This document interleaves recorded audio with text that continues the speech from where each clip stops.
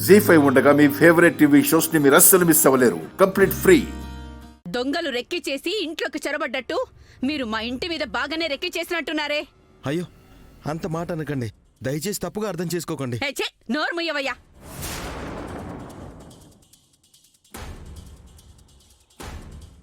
నా కొడుకుని మాయ చేసి దొంగ పెళ్లి చేసిందే కాక ఇప్పుడు అబద్ధాలతో అడ్డమైన మాటలు చెప్పి మీ చెల్లెల్ని మా ఇంటికి కాపురానికి పంపించారు.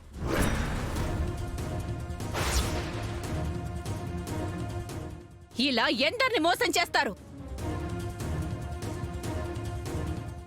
మీ చెల్లెలి బతుకు బాగుండాలని నా కూతురు బ్రతుకుని బలి తీసుకోవాలనుకుంటున్నారా?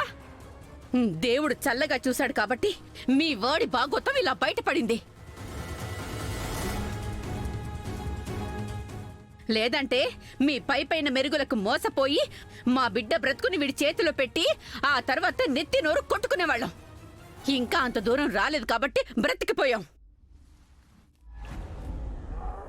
అయినా మీరేంటో మీ గొప్పతనాలేంటో కళ్ళార చూశాక కూడా ఇంకా మీతో బంధుత్వాన్ని తగిలించుకునేంత అవసరం కాని కర్మ కాని మాకు వద్దుగాక వద్దు.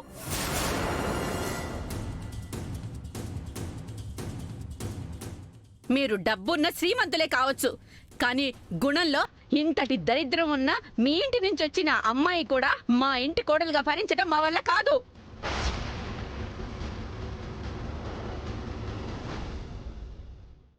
దీనికి కూడా ఈ ఇంట్లో గాని నా కొడుకు జీవితంలో గాని ఎప్పటికీ స్థానం లేదు. ఏదైనా ఉంటే కోర్టులో తేల్చుకుందాం.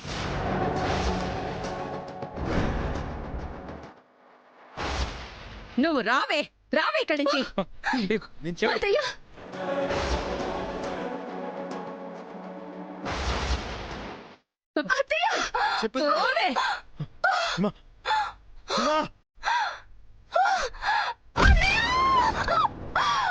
హిమా హిమా హిమా హిమా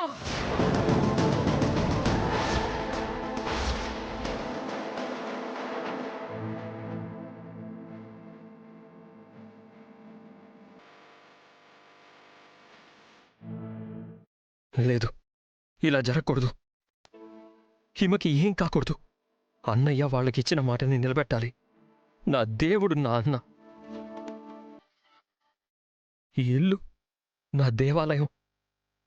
నా మూలంగా ఈ కుటుంబానికి చెడ్డ పేరు రాకూడదు.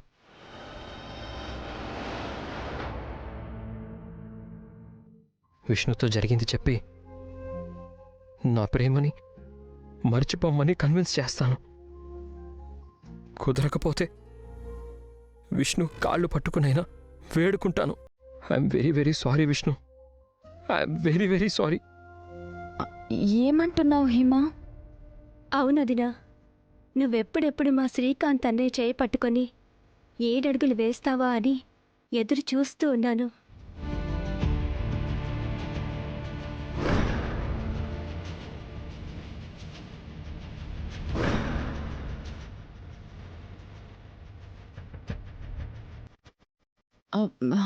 ఏమంటున్నావు? నాకంతా తెలుసొదినా. శ్రీకాంత్ అన్నయ్య నువ్వు ఒకరినొకరు ప్రేమించుకుంటున్నారు. మీకు ఒకరంటే ఒకరికి ఎంతో ఇష్టం. మీరు ప్రేమగా మాట్లాడుకోవడం నేనంతా చూశాను వదినా.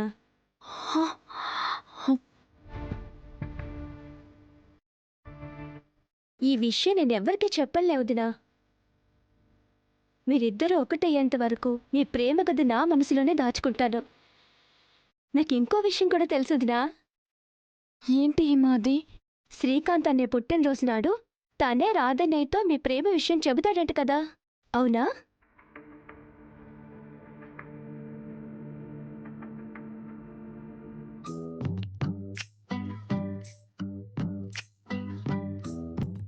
అబ్బో, మా వదిన మొహం సిగ్గుతో గులాబీ మొగ్గలాగా మరింత ఎరుపెక్కింది. అయ్యో వదిన, నీ సిగ్గునంతా ఇక్కడే ఖర్చు చేసేకు. కాస్త మా అన్నయ్య కోసం కూడా దాచిపెట్టు. అవును, మరి మా అన్నయ్య పుట్టినరోజుకి తనకేం గిఫ్ట్ ఇస్తున్నావు?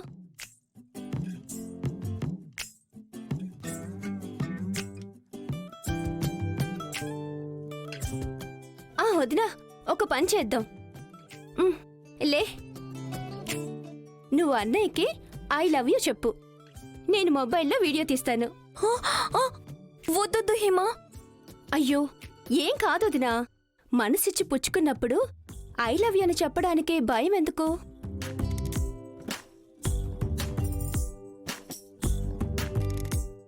అయినా రేపో మాపో ఎలాగో మీరిద్దరూ ఒకటైపోతారు.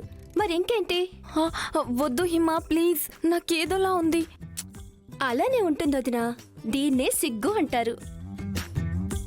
ఇలా సిగ్గుపడుతూనే అన్నయ్యకి ఐ లవ్ యూ అని చెప్పు. ఆసంగా ఉంటుంది. ఈ వీడియో చూసి నా అన్నయ్య ఫీలింగ్. కమాన్ వదినా, చెప్పు. ఇదిగో నేను రికార్డ్ ఆన్ చేస్తున్నా. వద్దు హిమా ప్లీజ్, నా మాట విను. వదినా, నువ్వు చెప్పాల్సింది అంతే. నువ్వు చెప్తున్నావు అంతే. వద్దు వద్దు చెప్పు. ప్లీజ్ హిమా. వదినా. Okay, ready.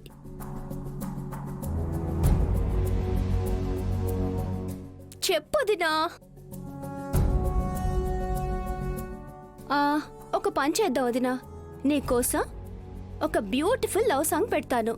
ఆ సాంగ్ మోటివేషన్తో నీ లవ్ గురించి చెప్పేసేయ్, సరేనా? Okay, ready. చెప్పు ప్లీజ్, నా హ్యాపీనెస్ కోసం. Ready. I love you, I love you.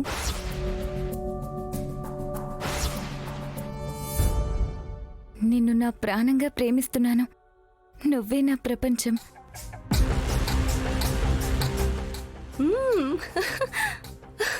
అమ్మయ్యా, ఫైనల్లే ఈ మాత్రమేనా చెప్పావు. అయితేనే సూపర్గా చెప్పావు ఐ లవ్ యూ అని. ఏం చేస్తున్నారు?